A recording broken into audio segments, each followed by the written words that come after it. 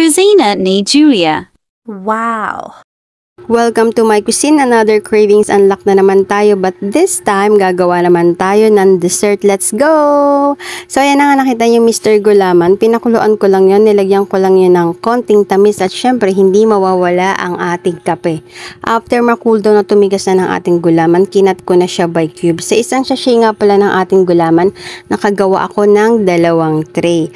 Yan, depende sa inyo kung gaano kalalaking hiwa ang gagawin nyo para sa inyong jelly. So yung half naman ng ating jelly, ang ginawa ko siyang buko style. Yan, in-shred ko siya ng maninipis.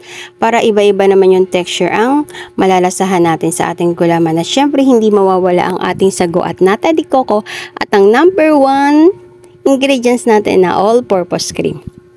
Nilagay ko nga po pala sa rep yung ating all-purpose para mag-volume lang siya. Ayan, mix all together yun lang yan kasama ng ating condensed at evaporated. Kung mapapansin nyo, mamumuo ang ating Nestle cream, but don't worry, natural lang yun kasi nanggaling sa rep ang ating Nestle cream.